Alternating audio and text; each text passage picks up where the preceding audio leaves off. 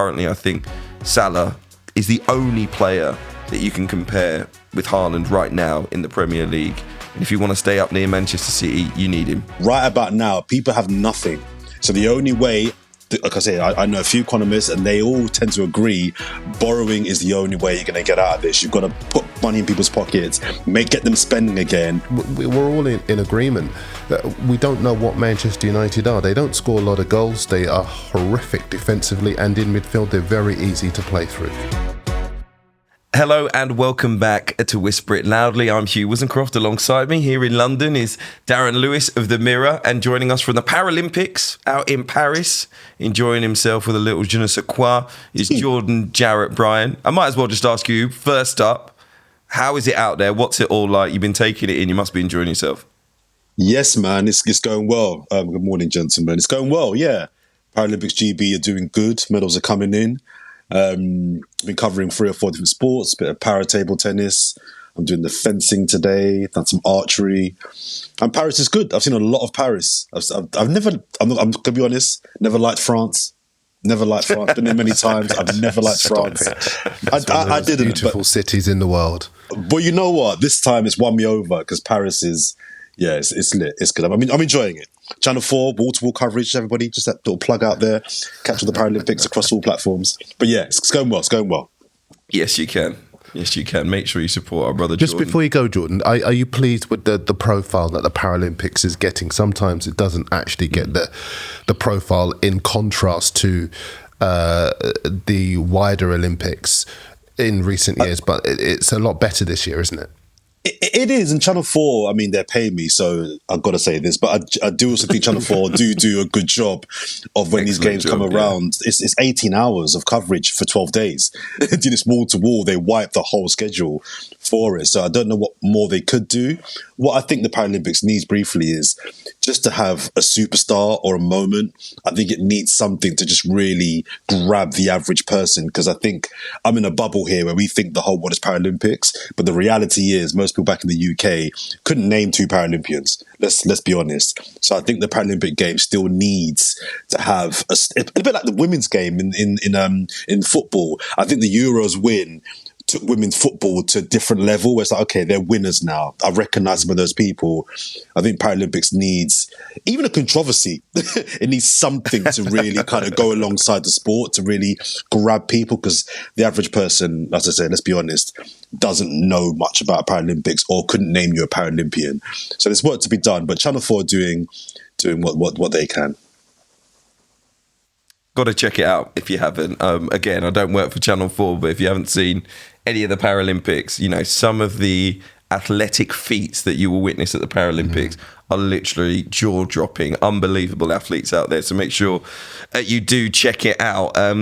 From the unbelievable athletes to the not so unbelievable athletes in the shape of Manchester United, let's get the football talk going. The sublime to the ridiculous. Exactly. The very lacklustre manner of Manchester United's 3-0 defeat by Liverpool in the Premier League this weekend has been making all the headlines. Erik Ten Hag's future, most importantly, I guess, coming out of it. But ultimately, he, in the last 24 hours, has been given the backing by Dan Ashworth, by Omar Barada. He had an 8th place finish last season. It was United's worst since 1990. Obviously, they won the FA Cup final against Manchester City. 14th in the table right now, 3 points from their opening 3 games. But speaking to reporters before the Liverpool game, the chief executive, Omar Barada, sporting director Dan Ashworth, confirmed that although neither of them was involved in that post-season review over Ten Hag's future, that they were determined he would keep his job even in the event of a heavy defeat to Liverpool, which obviously materialised. He still does have their backing. So the first question today is, Erik Ten Hag, is it a matter of when, not if now? Yeah, in a word. I mean, I could go into a lot of detail, but I think the short answer is yes, because I think when you look at Manchester United play, and this has been a really big theme over however many podcasts we've done, what you're looking for is to see improvement. What you're looking for is to see some structure, some foundation to what they're doing. But the simple answer is that they've spent a huge amount of money, and they are no different to the Manchester United we saw 6 months ago. And he can throw Carabao Cups and FA Cups at people and say, well, look, the purpose of this entire sport is winning, and that's what I've done. But I think more people would take league position, a better style of play, an identity, something that makes you feel good about the financial and emotional investment that you have in the team over what he's throwing at them. And in comparison to where Arsenal and City and Liverpool are at the moment, the FA Cup and the Carabao Cup, it just doesn't have the same kind of value. And there will be people watching this saying, look, no, we'd rather win trophies than, be higher up the table. But I think that band of people is shrinking now, because even though they're winning those trophies, the improvement in the direction of travel for Manchester United isn't there. Yeah, that argument only sticks for so long, basically. One season tops. I don't think you can run into multiple seasons as the manager of Manchester United and saying, well, we won an FA Cup or we won a League Cup, but it was 8th again. I don't think that's going to wash for very, very long. Jordan, what do you think about Erik Ten Hag generally, his approach to the game, but also whether you feel he is the right person for Manchester United? Well, the answer for me is no, but that doesn't mean I don't think he's a very good manager. And despite the fact that I felt that he should have been let go in the summer, I also do think he's a good manager. I do think, and to your first question, I do think it is a question of when. You guys have been saying for a while now that he won't finish the season. He'll do well to get to Christmas. I agree with that. But I do genuinely believe he'll go to another club and do well. I don't think we're looking at a bad manager. No, I think he is a good manager. I just think that he's come in at a really difficult time at United, where what he needs and wants to do wasn't conducive to the ownership and what they were prepared to do as owners of that football club. And now the ship's steered so far left, it doesn't really matter how good you are. He can't turn the ship back round. So he's always going to be pushing against the stream. And I do think he will be gone soon. I know a lot of people have been kind of throwing back at him this whole thing about him mentioning the cups and, it's not good enough. I do, just to be fair to him a little bit, very few football teams win trophies. It is rare to win trophies. So to win a cup, I don't think should be derided. However, like Darren said, I think big football clubs should be judged first and foremost on their league position. You can't be Man United finishing 8th. Unless you're doing a cup treble, there's no real way of justifying finishing 8th. And I just think that he can only go with that argument for so long. And again, to the point I think Darren just made, the biggest thing is, at the moment, it's Slot. Last year, it was Postecoglou. In terms of coming into a club and seeing an identity, we'll see how far that goes with Slot. But the big thing with Ten Hag is the amount of money that's been spent. I still don't know what United are. I don't. Even if you were losing games, but you could at least see that's how they play. I think that's the biggest indictment. I still don't know what a Ten Hag Man United team is. And 3 seasons in now to the process, it's not acceptable. And I just fear they're wasting time. And my final point would just be, I think the ownership have done something really weird. They either need to fire him in the summer and start afresh with their guy, or almost give him a full season under this ownership. It feels weird to sack him mid-season. It's either give him a chance under, inverted commas, functioning ownership, or just get the guy out last year. Thanks for the FA Cup. We're going to bring in our guy and start afresh then. It almost feels like if they fire him mid-season, they've kind of half committed to him, which doesn't make much sense to me. I think that's a fair point. The problem that United have, I think, is that they've invested a lot of money in his players. There was a huge Dutch contingent in there, or players who have played in Holland. So if you were to fire him, you are giving another manager those players. And what does another manager do with those players mid-season? So that does leave them with a big conundrum. But just in terms of the cups that he's won, I don't think that would save you out Real Madrid. I don't think the cups would save... Well, they didn't. When Kenny Dalglish won a League Cup and got to the FA Cup final, he was still sacked because of the league position. They want to be in the Champions League or competing for the title.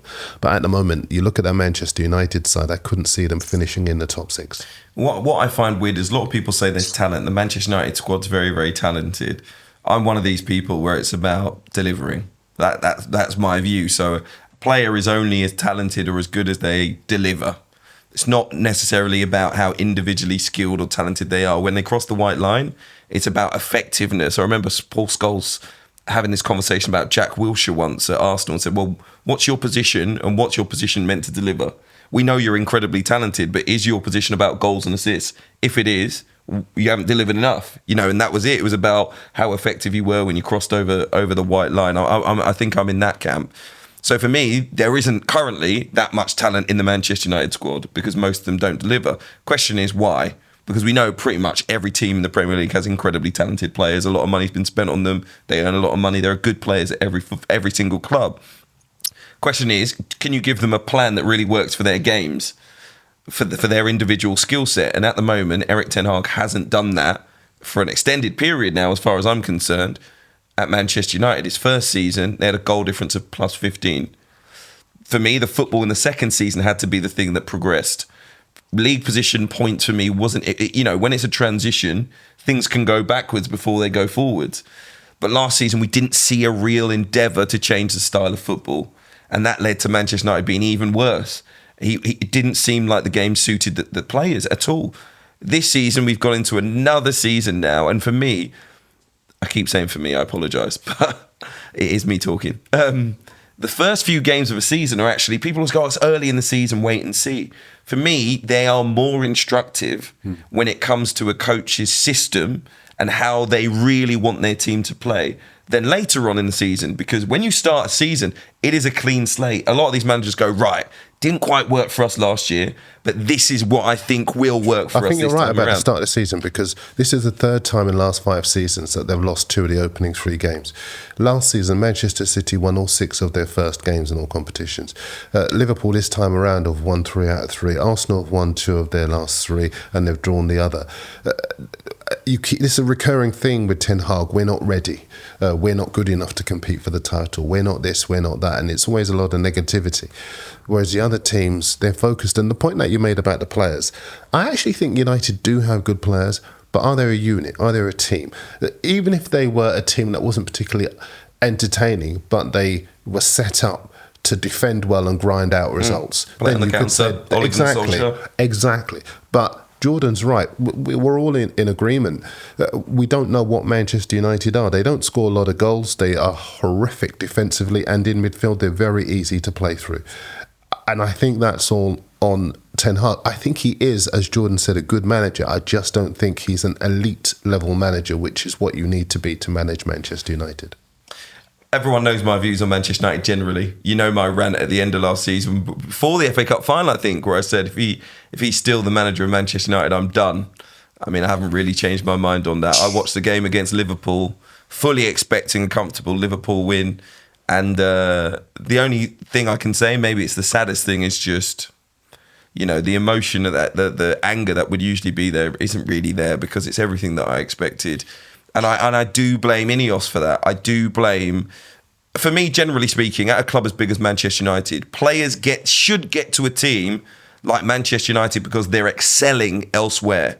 Your reward at the end of the road, if you're performing at a middle or a lower tier club, is you get the opportunity to go to a big team. That's what happens at all the other big teams. And show what you've got. And the Real Madrids of this world as well. It should also happen off the field in terms of the positions that we mentioned, the likes of Ashworth, the likes of Barada, Jason Wilcox and all those people that have come into the club. And it should also be the manager and the coach's positions too. This should be where the best of the industry go to the biggest clubs, to Real Madrid, to Bayern Munich. And Manchester United are not putting themselves in that category. And I blame Ineos for that. There's no point in saying there's steps along the way, there's steps along the way, there's steps along the way, when you're spending elite money.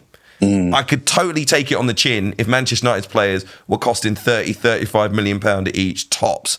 I know they have spent that on some of the players, but they've also gone out and spent 72 million on Højlund, 85 million on Antony, 60 million on Mount.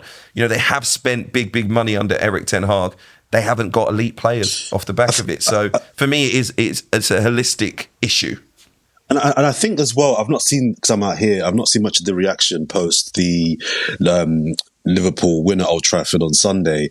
But for me, I always get baffled when, off the back of the Brighton defeat, the reaction to when United lose these games now. I'm 3 seasons past being shocked at United losing these games. It's like I know United are a big club, and I know certain phone-ins and podcasts have to talk about United because it drives numbers and it gets the phone ringing.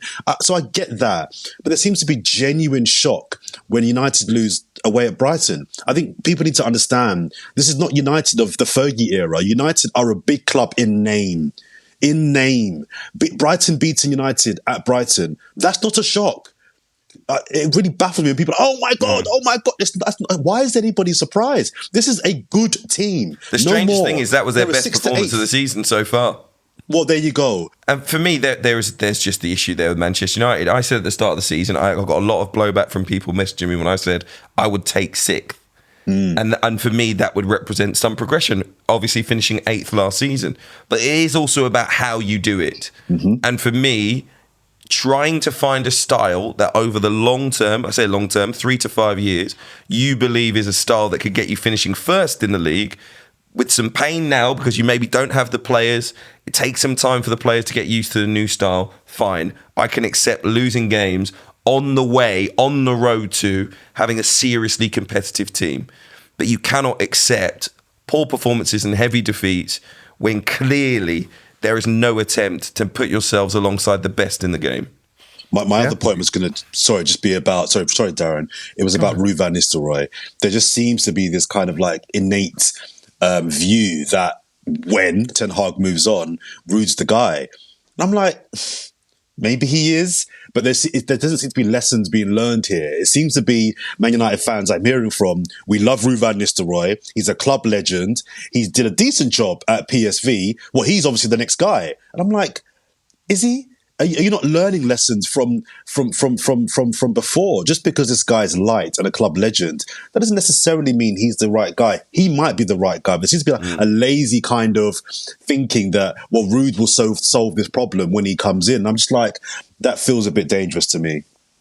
Yeah, I wouldn't disagree with that either. But I do think that with Barada there, and the thinking at the club may be changing, and that they may well be doing their due diligence, even as we speak, to try and find what would be the right guy for the next stage, rather than somebody who's unproven. Because Man United are still a massive club. They are still one of the biggest clubs in the world. I still do think they have good players. What I think is if you were to swap Ten Hag with Slot would improve Manchester United, but I don't think Ten Hag would improve Liverpool. And that's the big problem. So what you want is a motivator, somebody who will come with a plan. And most crucially, United need a man manager, because I don't think you can go into any football club right now with the authoritarian approach that a lot of managers had back in the day. Footballers are more empowered, they speak up for themselves. He's fallen out with 1 or 2 players who I think under different management would be different players. I still maintain that. I still think Sancho, and I know we have our disagreements over Sancho, but I can tell you of a number of players whose around whom there are issues, but managers are prepared to put an arm around the shoulder and even forgive them some of those issues if they're delivering on the pitch. And I think at Dortmund, that was the case, whereas at United, Ten Hag is like my way or the highway. And if he were to leave and United were to be playing much better, or Anthony were to be really ripping it up on the right side of that attack, then yeah, absolutely. But I look at the indulgence of Anthony, who is, as you were saying, one of the worst. He always likes to be respectful, Darren Lewis. He's going to stop himself there. I'm going to stop myself right But we'll talk about Sancho, Sterling, Toney very, very quickly in a few moments' time, just at the end of the transfer window.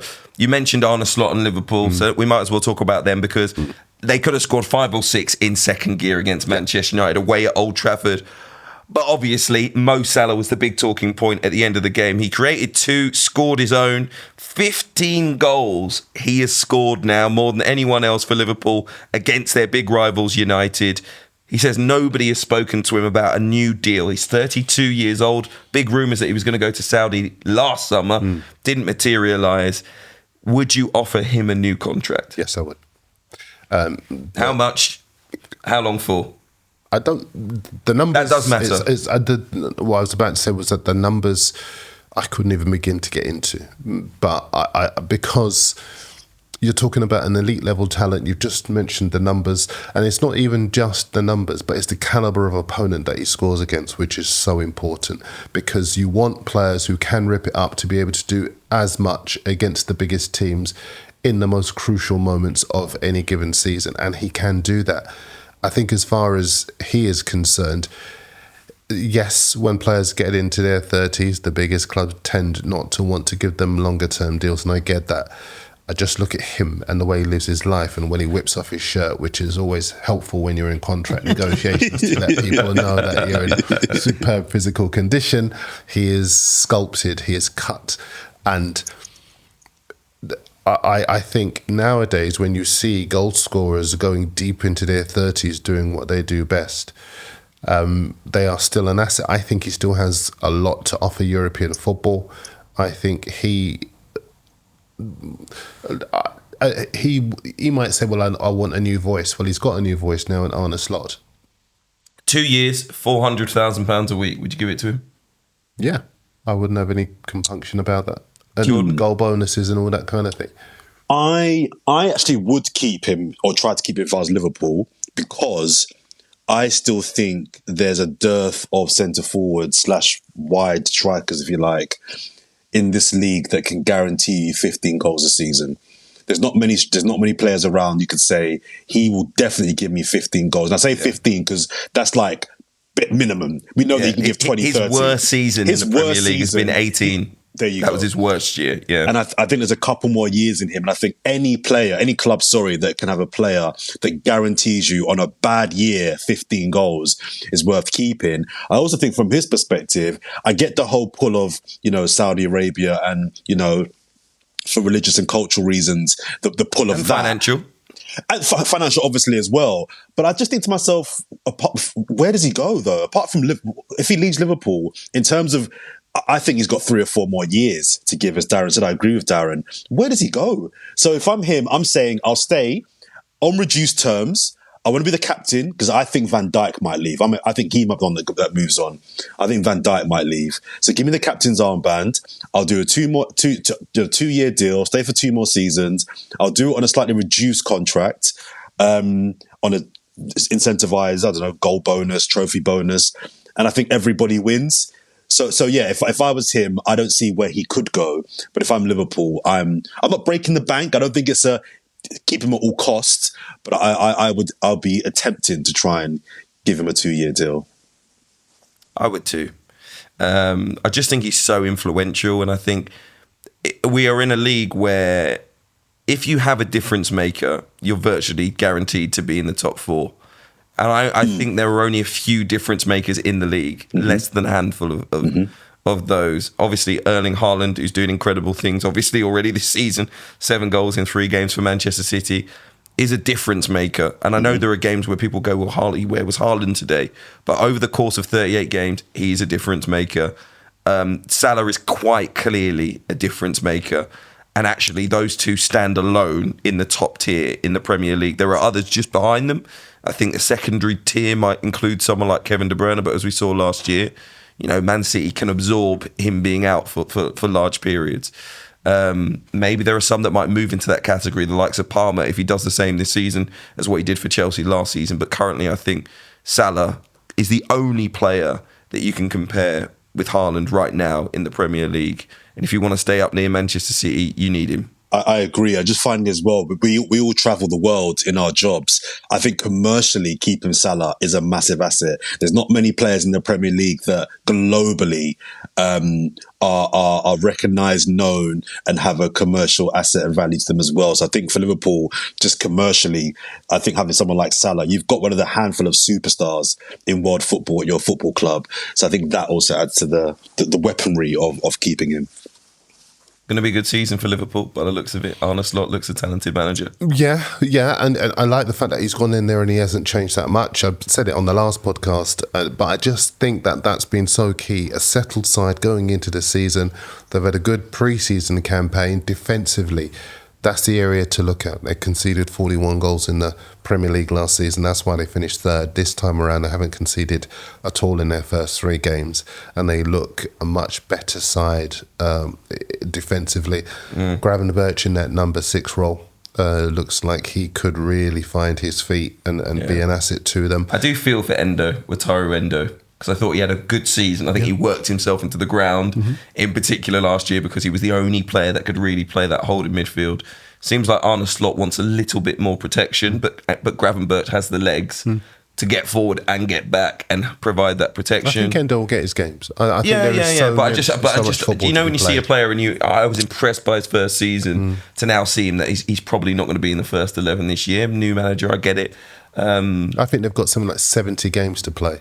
Whoa. Take it easy. You ain't done nothing yet. Yeah. 70 games. You got You're getting knocked out first round everything, bro. When's the last time Liverpool got knocked out in the first round of anything?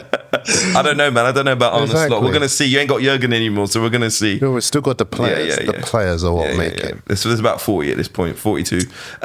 Raheem Sterling. Let's talk about transfers very, very quickly. I just want your views. We've got 5 minutes on 3 players. We're going to do them individually who moved right at the end of the transfer window. So we'll start with Raheem Sterling, who left Chelsea for Arsenal. The question for all 3 is, are these transfers going to be a success? Will Sterling be a success at Arsenal, Jordan?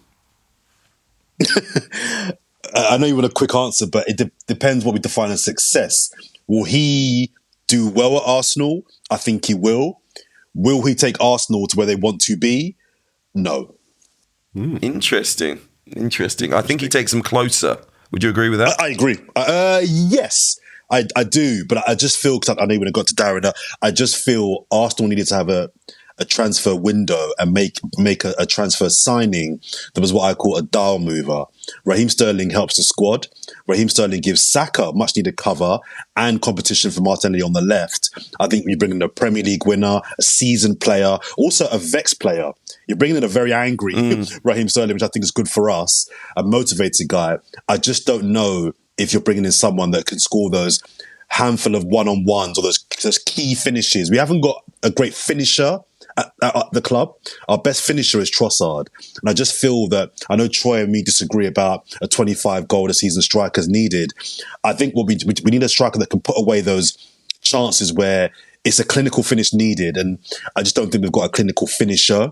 And that's where I don't think Sterling is going to be an asset to us, because he's not a finisher. So I think he will have a good year at Arsenal, but I don't think he will take us to where Arsenal want to be. Side note away from Sterling, though, in terms of your comment on a dial mover, I think the summer may have moved the dial just slightly. I think Calafiori, Merino, Sterling give Arsenal a lot of extra strength, you know, in terms of the depth of the squad. And I just think you weren't that far away. Let's bear that in mind. Mainly you drop points because of there's games where there's injuries and there's errors that happen in the team and there's a few changes. I think they're very solid players to bring into the squad. Agree. I agree. Very I solid think we've solidified top 2, although Liverpool are concerning me slightly.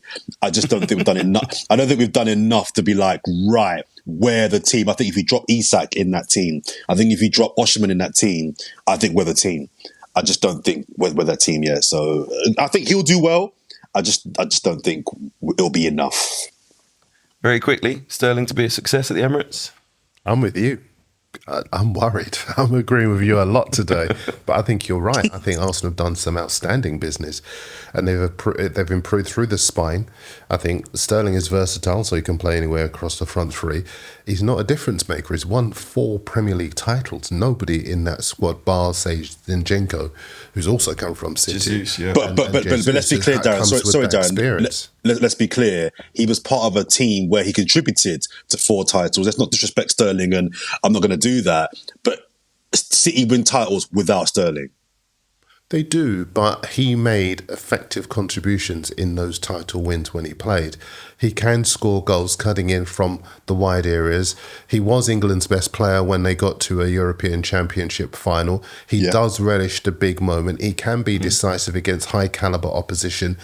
I think also City have won titles without Aguero, without Company, without Silva. They won a title before Haaland arrived without Haaland. So that's not really the kind of flex. It sounds like saying they can do it without Sterling. Sterling is an exceptional player. I think he's an upgrade on Martinelli on the left-hand side. He Agree. If you want experience on the right-hand side instead of Saka, who's played way too many minutes over the last couple of seasons, maybe 2 or 3 seasons, then bringing Sterling in is the right thing to do. And he can play false 9 as well. Just to add to something you said about the business as well, Timber coming in this season as well. He barely played last season because of his injury. Him coming in now, that's almost like another new player for them in that squad. And you saw Raya's value. I know he wasn't a signing in the summer, but in the game against Aston Villa, you saw the value of the decision to replace Ramsdale with him. Arsenal look serious, and I think Sterling is a superb bit of business for them. Just by the way, it was you guys that were all saying that Arteta's call to bring in David Raya was a shocking one and would backfire. I just wanted to note that actually on that one, Arteta was proven correct. Did we say that? Backfire is a strong one. You all said it was madness. You all said it was arrogant. You all said it was the wrong decision. It's never going to work. I'm just saying. On that one, he was proven correct. Bring us some receipts next week. Also, he hasn't won anything, so how correct can he possibly be? I'm not sure. But anyway, Jadon Sancho, Manchester United to Chelsea, very quickly, in a word, will it be a success? Darren? He'll get game time, and that will be more than he would have got at Manchester United, where despite the illusion that Ten Hag was trying to project that he'd buried the hatchet, he wasn't prepared to play him. So I think he's right to go and get football elsewhere. It's interesting with Chelsea because going forward, they look terrific at the back. They're all over the place. If they can improve that, then maybe it could be a good move for him. Jordan, what do you think? Sancho to Chelsea. For me, I'm going to be clear on this. I think it was an excellent move in terms of making him free of Manchester United. I don't think he'll start next season as a Chelsea player. But he's got out of Manchester United while he could. Probably got a decent payoff from the rest of his contract at Manchester United. Secured himself a half-decent contract at Chelsea. But I don't believe his long-term future will be at Chelsea. Just before you come in, Jordan, again, I must be coming down with something because I agree with everything that you just said, right? I just think when Ten Hag goes, there will be a number of players whose performances are subpar at the moment that will improve dramatically. I think the problem is Ten Hag and not the individual players themselves. Okay.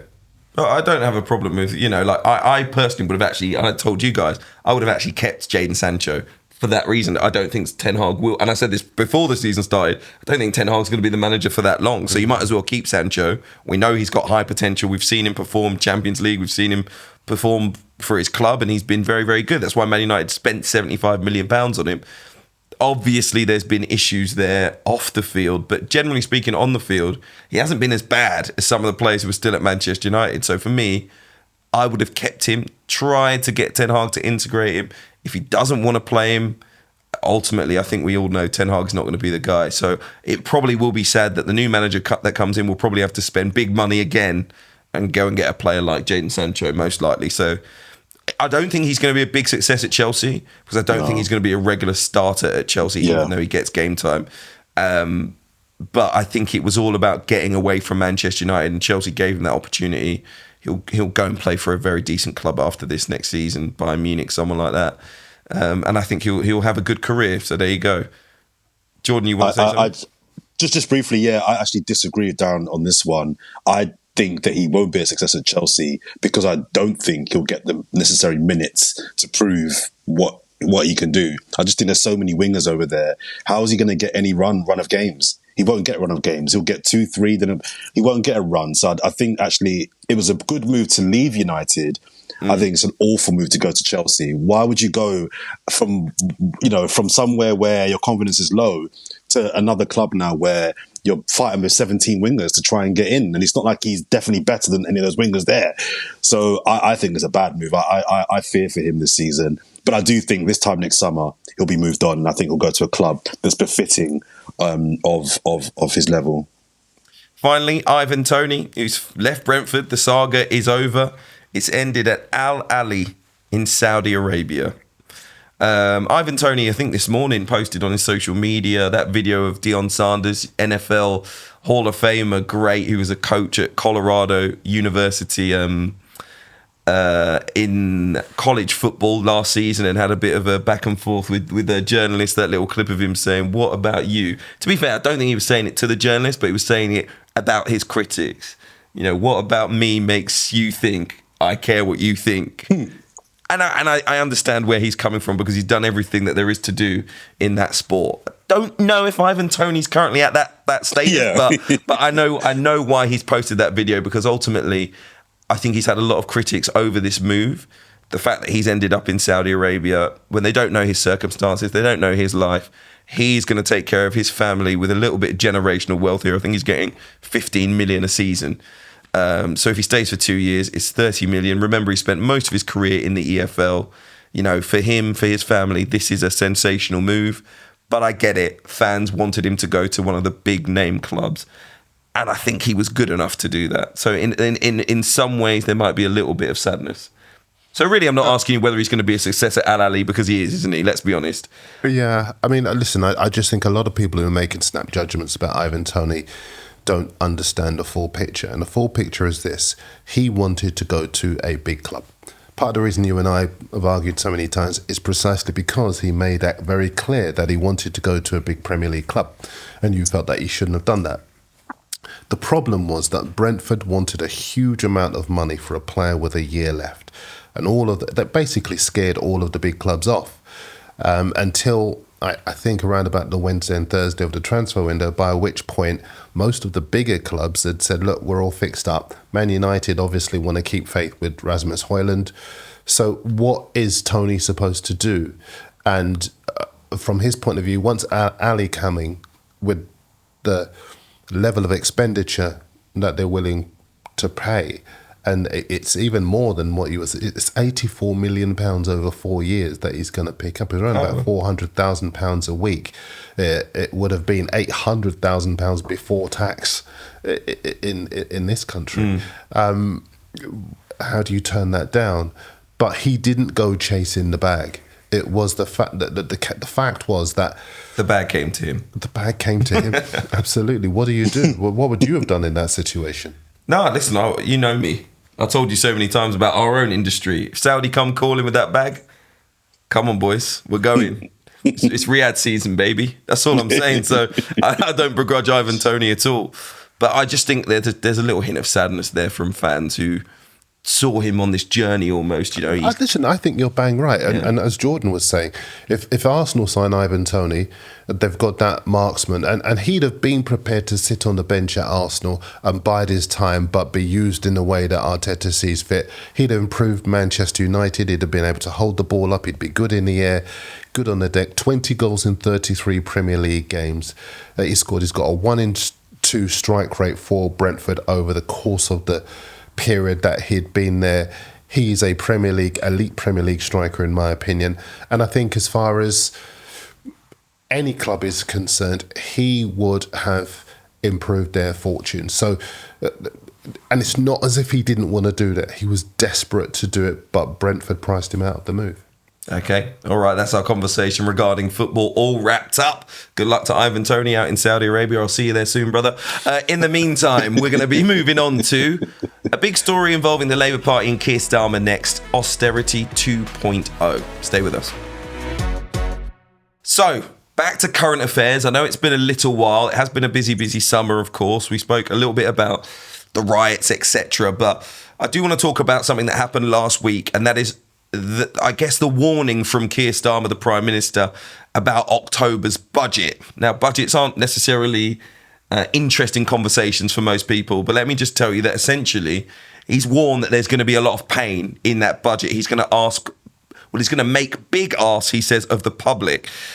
He said that many people would have to accept short-term pain for the long-term good. Didn't set out the details, but he said those with the broader shoulders should bear the heavier burden. Maybe that points towards some sort of wealth tax. Now, the Prime Minister said that his government's inherited not just an economic black hole, but a societal black hole from the previous Conservative government. Rishi Sunak, though, the ex-PM and Conservative leader, said it was the clearest indication that Labour has been planning to raise taxes all along. this is going to be, I think, a big story when we get to October. I think a lot of people put it to one side because it was going to ruin their summer holidays when they heard about this. Higher taxes likely. There might be cuts to government departments, cuts to pensions, inheritance tax might change, capital gains tax might change. Those are taxes, I think, for the upper middle class, really. But there will be less money in the pockets of everyday people.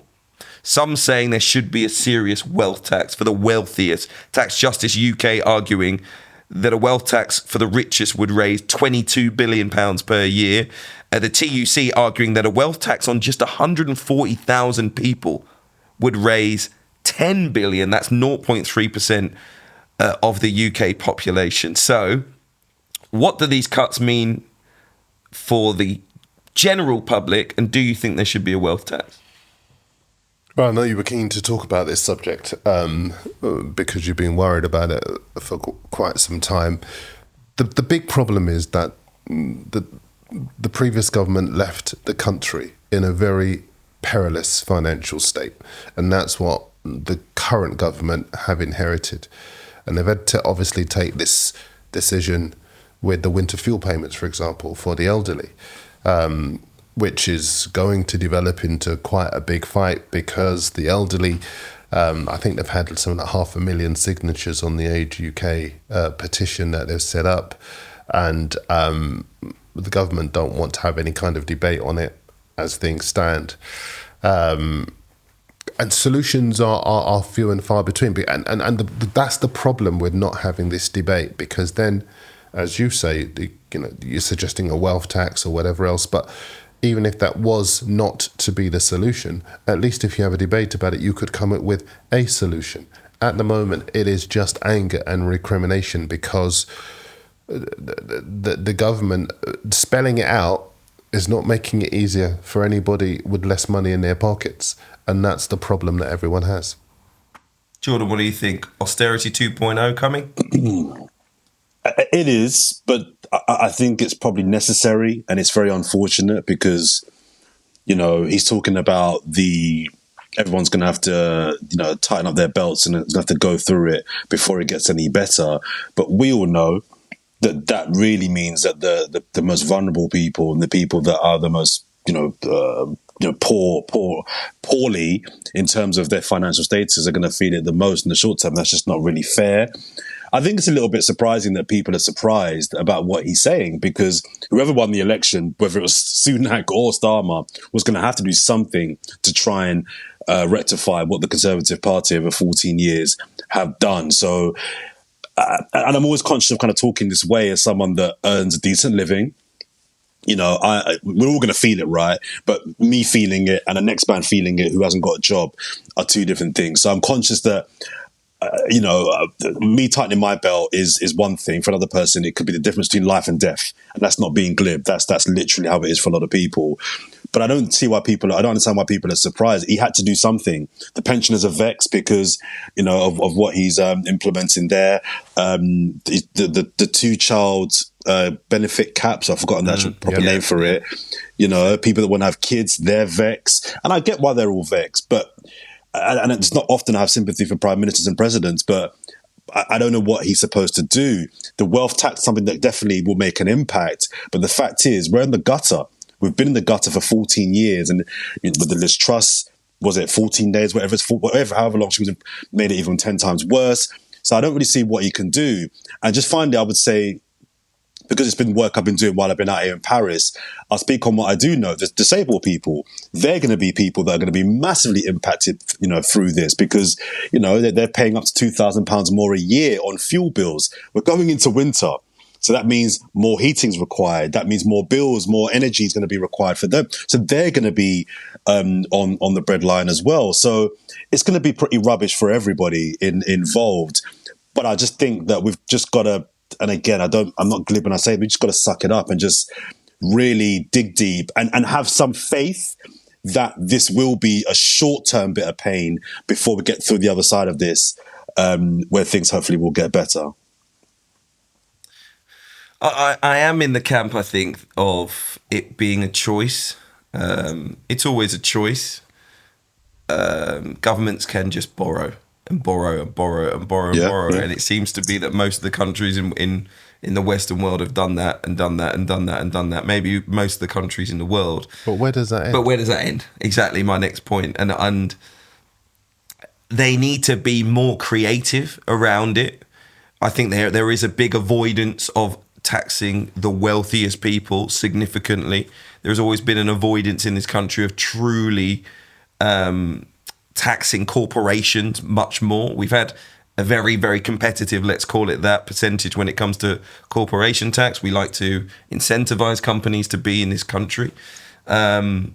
I know that there are economists that would argue if you really want to drive the economy, you can almost make it a tax haven for those companies. So you in fact reduce the tax massively because more companies then descend on your country, creating jobs, creating wealth, and obviously creating transactions which create tax. But I do think, and I hate to say it because it sounds very idealistic and ideological, that a wealth tax is probably the thing that people need to see so that they can accept having to pay personally and having to, when they look around and they see big wealth in the United Kingdom, they see more billionaires being created through the toughest times, through COVID, through all of that stuff.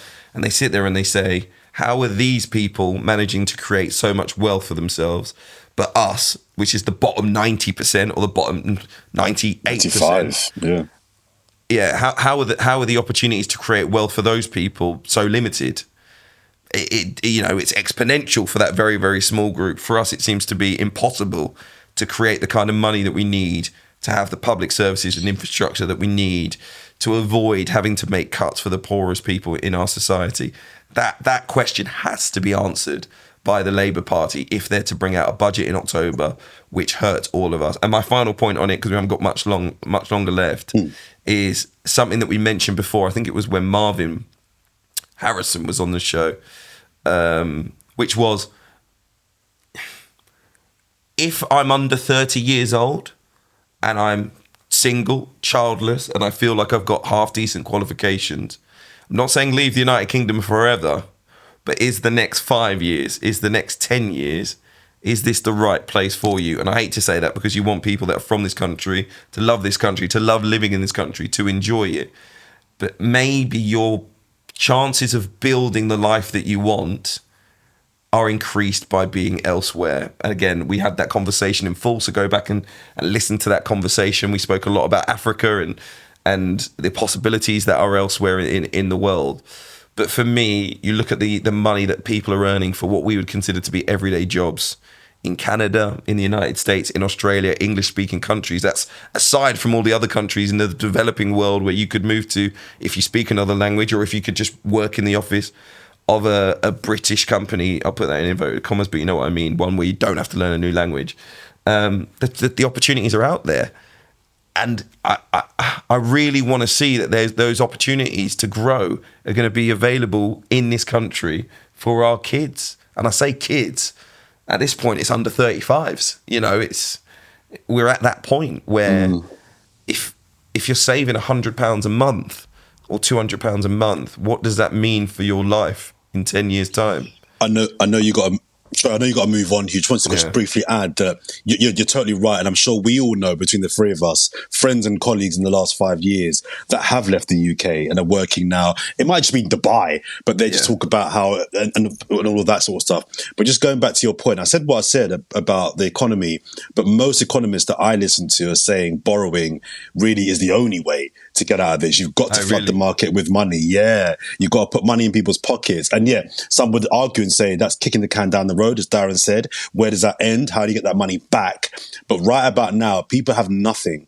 So the only way, like I say, I know a few economists and they all tend to agree, borrowing is the only way you're going to get out of this. You've got to put money in people's pockets, get them spending again, and then the regeneration comes down the line. But right about now, people are going to die. That sounds really serious and grim, but people are going to die because people ain't got no money. They're not eating. They're cold in their house. They're not going anywhere. Yeah, it's horrible. Yeah. Final word on it, Darren? Well, we'll know, obviously, in the upcoming budget, just exactly how things stand. It was interesting during the pre-election campaign that the Labour Party, Rachel Reeves, was then the Shadow Chancellor, now the Chancellor, was saying that everything was fully costed. And now it would appear that she's taking decisions that a lot of people did not bargain for. The people she didn't bargain for them. She did say the OBR, and they're doing an investigation into it. She feels like there's a case that they may have been misled over what was in the public purse. £22 billion shortfall. That's what she's been saying, and she's saying that is the reason that Labour are going to have to take more drastic moves than what they wanted to. I'm just outlining her argument. We need a bit more time for this. She is in fact saying that she is surprised by what she's inherited. Yeah, like I said, we need a bit more time for this. But you got 30 seconds.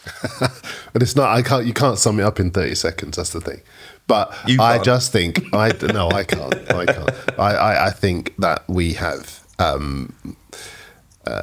a situation where a lot of people do feel let down, as is the case with the elderly in particular. And I focus on the elderly in particular because these things always affect the most vulnerable within our society, as Jordan was pointing out. The elderly, the disabled, people of colour, people who live in disenfranchised areas of the country that have been forgotten about in the Westminster bubble. These things always affect the most vulnerable, and that is indeed what will happen when the full extent of the financial crisis begins to hit this country. What the solutions are is very easy and very, like I say, it needs more time to get to solutions rather than to suggest a wealth tax or a this tax or a that tax. It needs more thought and conversation. And that's a big part of why it's disappointing not to see the government say, all right, let's have a debate about it in Parliament, see where we're going to get to. We'll discuss it in more detail in October, I'm sure. We'll try and invite in a couple of economists on with us to discuss it in more detail, because I think it will be a big piece of news for all of us, I think, when we get to that budget in October. Before then, on the actual topic of budgets, our final topic is about Oasis.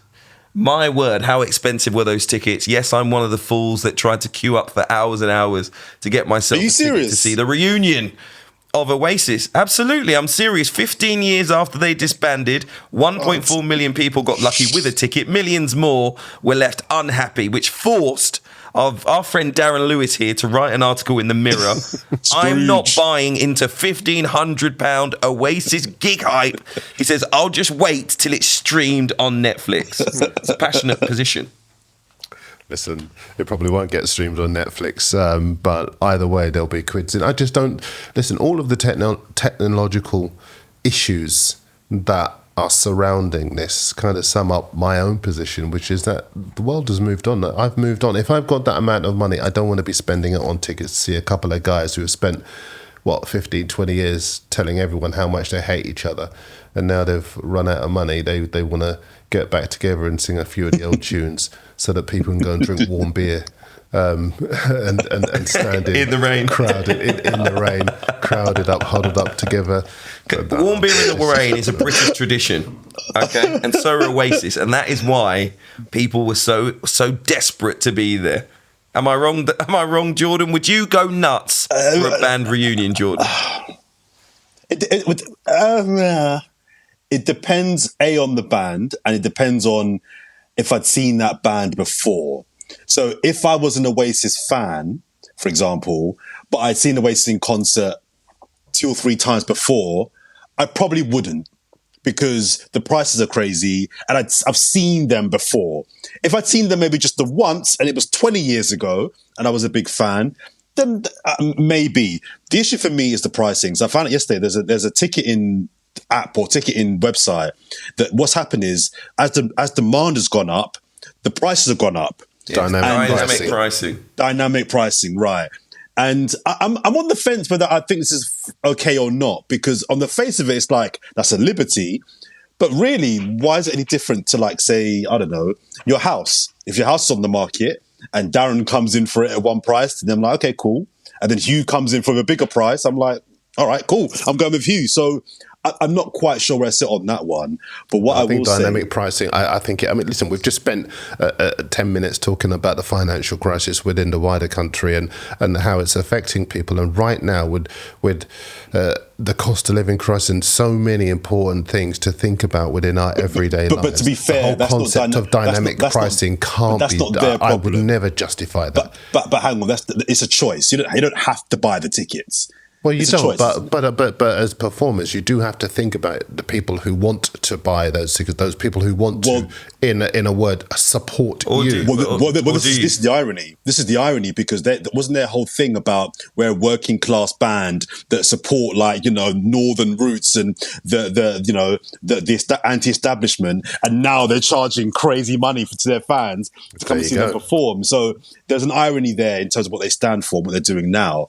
But you don't have to buy these tickets. But if Michael Jackson was still alive and he was in concert, I mean, he'd be what? He'd be 70 now, 60? 66? He'd be in his 60s now, I'm sure. I don't know if I want to see Michael Jackson, and I'm a big fan of his. I don't know if I want to see him gyrating and doing a rubbish moonwalk, for 200 quid. You know what it is, though? So I do think it's one of those things where if you say, it's just a concert, that's one thing. But I think people feel like it's their last chance to ever see Oasis play. For a lot of older people, it was great memories and a great time for them. For younger people, it's like, wow, this band, which did mean a lot to British culture. This might be our only time to see them, so they want to see them. I don't like the pricing. I've just gone to Munich to see Adele. Adele doesn't perform often. It was incredibly expensive. It was fantastic, don't get me wrong. Are you a fan, Hugh, or did you go with your missus? I like Adele, but I did go with my partner who loves Adele. Okay. But I was singing along to the songs. I know all of her albums, and I right at the start was a much bigger fan when she first came out. She's a bit too famous now. I'm one of those. Once everyone likes something, I don't like it as much. The money was too much, but at the same time, the music industry's changed now. They don't sell CDs, they don't sell records, if you like. They actually make their money through performing. And so you're almost like, and especially if they don't do many shows, you're like, well, it is going to be worth a lot of money to go, isn't it? So you're a fan of dynamic pricing? But it wasn't dynamic pricing. No, I mean with Oasis. No, I don't think it should be dynamic pricing. If your ticket's a ticket price, that's the ticket price. If you get a better ticket and it's more expensive, then fine. But I don't think demand should mean that suddenly... It's like, we all watch football. There's a big demand to go and see Manchester United. If they suddenly put dynamic pricing on all of their games, people would be spending 1,000 here, 500 there, 350 there, just to watch Man United lose at home to Fulham or whoever. I mean, come on. So I don't think dynamic pricing is fair when it comes to when it comes to events. I just think this is the cost of entry, and if you want to spend more, you must get more for your money. Which it might be a better seat, might be a better view, whatever it is, but you need to get more for your money. Hospitality, cool. If I'm paying more, I'm getting more, that's one thing. But I don't think demand should mean that I pay more. But then dynamic pricing exists in flights and stuff like that. When you go and book your holidays, the reason that it's so expensive to go on holiday in the school holidays is not because they ramp the prices up, it's because they have dynamic pricing. So everyone starts looking for holidays at that time of year, and then the prices go up. But your general point is, I agree with that. I think the price should be the price, and I think you have to, in some ways, got to join the dots, because lots of people are purporting to want to help ordinary people, but when they see an opportunity to fleece those people of their money, they take it, and it's a big part of why. No, the whole Oasis thing. Yes, they were a terrific band, terrific performers. Everybody knows how talented the guys are. But right now, if you've got $1,000 in your hand, I'm not sure that I'm going to be succumbing to the whole dynamic pricing concept rather than doing something much more valuable with the money. Can I ask you, Darren, who's your favourite act or favourite band of all time? Who's the guy, the girl, the group? Who? I have all sorts. I honestly, my music taste. Just give me one. Just give me one. Who do you love? Who's your favourite? Who do you love? Gosh. Give me one. Anyone? I don't know. Who's someone that you've seen before? Yeah. And you think that's the best concert I ever went to? Right. Me too. Prince is the greatest act I have ever seen live. I literally was floating on air. Absolutely. He was the most incredible, superstar, talented performer. If Prince was doing a concert next week, take out the fact that obviously he's passed away, rest in peace, I'd be happy to pay £500, £600 for that. Darren? if not more, to be honest. Honestly, if not 1,000. Do you know what? I was happy to pay £1,000 to watch England in the Euros or the Euros final. That's how much I paid. I think it would depend on a couple of things. If it was at a nice intimate venue where I know I'm going to get value for money, and the price was relatively high, I might look at it. If he were playing and I went on to get some tickets and this whole dynamic pricing thing kicked in, no, I love the guy. I love his music. He's all right, Darren. Let's get to it. A grand. But am I going to give into all of that? No. We need to stop. Say again. Would you pay a grand? Would you pay a grand to see Prince? No. 500. Okay, final word. No. No. You're not going to get it out of him. Your article was bad mind. No, that was bad mind. No, because that's the thing. I wouldn't even pay that much to go and see someone I really, really like. I just think in this day and age, I've got kids, I've got expenditure. We all have things that we have to think about in our day-to-day lives. Something like that is a luxury. Yeah. But for some people, that luxury is worth it. Absolutely, and I respect that. Make sure you check out Darren's Bar Humbug article in the Mirror right now. It's an excellent piece of writing nonetheless. Thank you for being with us on Whisper It Loudly this week. Remember, if you want to sponsor or advertise, get in touch with us. In the meantime, like, share, subscribe. We'll be back next week. And finally, we apologise for not being with you last week. It won't happen again.